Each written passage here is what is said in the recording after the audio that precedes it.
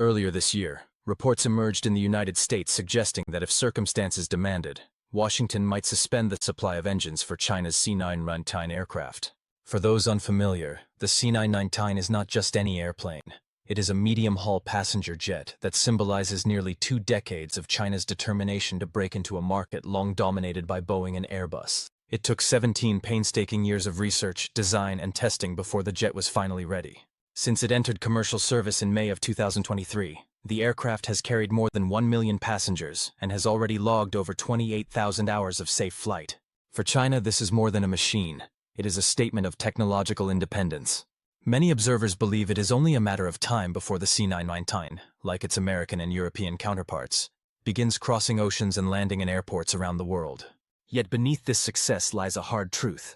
The engine is the heart of an aircraft. Without it, the dream cannot fly. And if the United States truly cut off the supply of engines, China's ambitious large aircraft program could face the very real possibility of suspension within just 3 years. At precisely this sensitive moment, Russia stepped in with an offer that caught global attention. Sergei, the general director of the Russian State Technology Corporation, openly declared in an interview with Sputnik News that Moscow is ready to support China. If Beijing has the need, Russia is willing to supply multiple models of engines, including the PD-14, one of its latest designs. The statement sounded reassuring on the surface, but it immediately raised 2 critical questions. First, why exactly does the United States want to interrupt the supply of engines for the C919? And second, can Russia's promises be trusted? Or are they destined to remain just words of goodwill without real delivery behind them? To understand this better, we must travel to the outskirts of Paris, where a place known as Villaroche stands at the heart of the global aviation industry. Here, in the Villaroche industrial zone, sits one of the most important aircraft engine plants in the world. This facility is the beating heart of Safran Aircraft Engines, and also the central production hub for CFM International, the joint venture that manufactures engines for countless modern planes. The site sprawls across more than 100 hectares, the size of more than 140 football fields, and employs over 5,000 people: research engineers, assembly technicians, logistics experts, and after-sales service teams.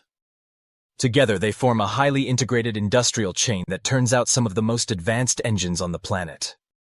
Thanks to this combination of cutting-edge equipment and deep expertise, the Villaroche plant is capable of building over 1,600 aircraft engines every year, providing power to more than 800 airplanes worldwide. If you look at today's skies, the impact of this factory is staggering. More than 70% of all single-aisle passenger aircraft flying around the world rely on engines that originated here. Naturally, China's C919 is part of that story as well. Back in 2018, COMAC, the Commercial Aircraft Corporation of China, signed an order for 760 LEAP-1C engines from this very facility. These engines were intended to equip roughly 380 aircraft. So far, only 18 C919s have been delivered, which means nearly 360 engines are still awaiting delivery.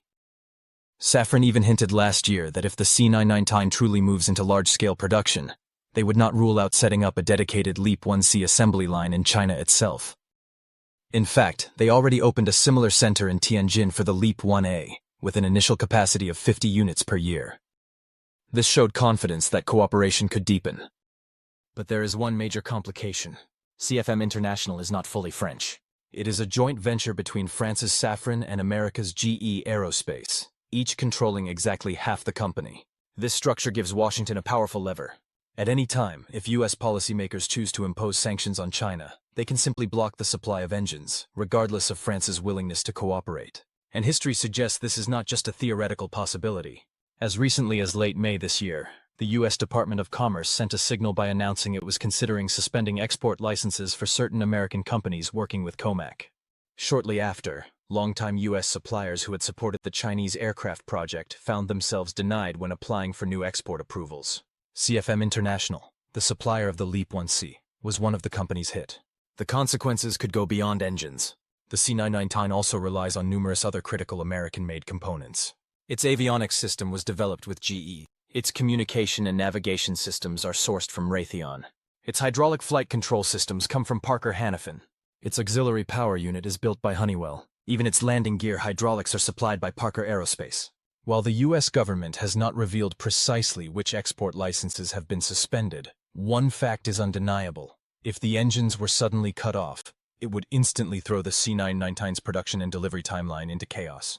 Some U.S. media outlets have gone so far as to predict that if the LEAP-1C supply is stopped completely, the C919 program could collapse within 3 years. So why would Washington take such a risk, straining relations with one of the world's largest aviation markets, and a customer that buys hundreds of Boeing aircraft?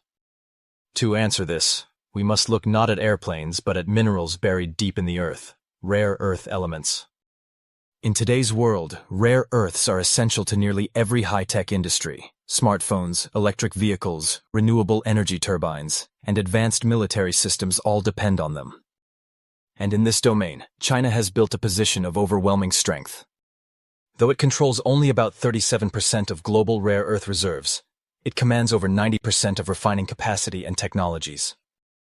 When it comes to heavy rare earth elements, the ones that are most critical for advanced applications, China is the only country on Earth with complete separation and purification capabilities. For the United States, this is a strategic weakness. Over 70% of its rare earth imports come directly from China, and its dependence on Chinese heavy rare earths is nearly 100%. In other words, if Beijing were to tighten exports, America's supply chains for electronics, energy, and defense could face severe disruptions. Over the past 2 years, China has done exactly that, raising barriers, tightening rules, and restricting shipments in response to Western pressure. And tellingly, just 1 month before Washington floated the idea of cutting off engines for the C919, Beijing once again raised its export standards for rare earth materials. The timing was not a coincidence. It revealed a bigger picture. This is no longer just about one airplane. It is about leverage, dependency, and who controls the materials and technologies that will shape the future of global industry. Any company that wishes to export rare earth materials from China must now obtain an official license, a process that requires not only detailed applications, but also clear disclosure of the final use and the identity of the end customer. This is not just a bureaucratic step. It reflects Beijing's growing control over resources that are critical to high-tech industries worldwide. While the door has not been completely closed to exports, the space left open is deliberately narrow. Civilian industries such as automotive manufacturing and consumer electronics still have room to access Chinese rare earths, but the moment these materials are suspected of having possible military applications, the approval process becomes nearly impossible. In other words, what used to be an ordinary trade flow has now transformed into a matter of strategic security. The first major shockwaves from these measures were felt not in Asia, but across the Pacific. The American military-industrial complex, heavily dependent on rare earths for advanced weaponry, drones, radar systems, and jet engines, suddenly found itself under immense pressure. Defense contractors rushed to secure alternative supplies outside of China, but their urgent efforts quickly collided with harsh reality. A drone component manufacturer working for the Pentagon revealed how they had attempted to source rare earths from other nations, engaging in multiple rounds of negotiations across several continents. Yet despite all efforts, not a single deal was successfully closed. Instead, production schedules were disrupted, and critical orders were delayed by as much as 2 months, a serious problem in a sector where time often equals national security. What made matters worse was the volatility in the market. Prices for certain key rare earths soared within a matter of weeks. By mid-June, the cost of materials needed for magnetic components had surged more than 5 times compared to just 2 months earlier. Samarium, an essential metal used in the engines of fighter jets, witnessed a staggering price explosion, rising nearly 60-fold. For contractors and military planners, this wasn't just an economic inconvenience. It was a strategic nightmare. Caught between resource shortages and skyrocketing costs, Washington was forced to adjust its posture.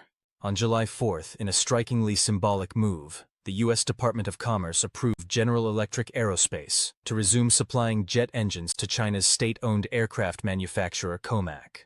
Soon after, several American companies that produce aviation components also resumed deliveries for China's growing commercial aviation sector. The reason was straightforward. If the United States insisted on enforcing a strict ban, it would not only risk breaching procurement contracts, but it would also severely hurt its own manufacturers who depend on China's rapidly expanding aviation market. Far from weakening China, such a strategy threatened to inflict self-damage, as American suppliers stood to lose access to one of the most promising markets in the world. More importantly, Any attempt to choke China's aviation sector could easily backfire, pushing Beijing to accelerate its quest for independence in aviation technology. Although Washington eventually backed down, allowing exports of engines for the C919 to resume, this decision is widely seen as temporary. It is a stopgap measure, not a permanent guarantee, and one that could be reversed at any moment. China understands this better than anyone. And at this very moment of uncertainty, Russia stepped forward. Moscow declared openly that it was willing to fill any gap left by the West. Sergei Kimzov, the general manager of Rostec, a powerful Russian state-owned technology group, announced that his company was ready to provide China with all the aircraft engines it might need. Rostec is no small player. It is one of the largest industrial groups in Russia, with deep expertise in aerospace and defense. Its engine manufacturing subsidiary ranks 5th in the world, trailing only giants like General Electric, Pratt & Whitney, Rolls-Royce, and CFM. Their portfolio covers nearly the entire spectrum of aviation engines, from the PD-8 and PD-14 already in active use to the PD-35 currently under development for long-range wide-body jets. Rostec's true strength, however, lies in military engines, where its global standing is second only to the United States. The PD-14, in particular, represents a milestone for Russian engineering, the first high-thrust turbofan engine fully developed independently in recent years. It meets international standards, and it currently powers the MC-21, a Russian aircraft designed to compete head-to-head with the Boeing 737 and Airbus A320. This places Russia in a position to offer China a credible alternative should the US once again attempt to weaponize engine exports. But Beijing has not been waiting passively for others to solve its problems. Anticipating potential cutoffs, Chinese engineers have been pushing forward with their own solution, the CJ-1000A. This domestically developed engine has steadily gained attention as the only serious Chinese-made candidate capable of replacing the imported LEAP-1C engines that currently power the C919. With a thrust capacity of about 13 tons, composite fan blades, and a modern digital control system, the CJ-1000A already boasts fuel efficiency close to that of its Western counterparts. Its development has reached significant milestones. It successfully completed a 150-hour core endurance test and is now preparing for installation on the C919 for high-altitude test flights. If it secures certification from the Civil Aviation Authority of China, it will be cleared for deployment on domestic commercial routes. Timelines, too, are accelerating. Official targets set the goal of achieving airworthiness certification before 2026, with mass production scheduled for 2027. This is a dramatic improvement compared to earlier estimates, which placed commercialization closer to 2030. Industrial partners are already moving in step with this schedule. AVIC Shenyang, tasked with producing the fan blades, has launched expansion bids to increase capacity. Every signal points to a determined effort to bring the CJ-1000A into commercial service years ahead of schedule. Yet challenges remain. An aircraft engine is one of the most complex machines ever created, and before full commercial deployment, it must endure thousands of hours of rigorous testing under a wide range of conditions. Beyond technical reliability, China must also build a complete ecosystem of maintenance, spare parts, and pilot training to match the new engine. These are not small hurdles, and at present the CJ-1000A has not completed a full flight test. Still, its progress is undeniable. More than just a piece of machinery, the CJ-1000A symbolizes China's determination to break free from dependency on Western technology. It is both a statement of confidence and a foundation for the long-term stability of the C919 program. And so, the picture becomes clear. Rare earth restrictions, American pushback, Russian offers, and China's own determination all converge into a single narrative. The battle for technological independence in aviation is no longer about engines alone. It is about leverage, resilience, and the ability of nations to secure their future in an increasingly fragmented global order.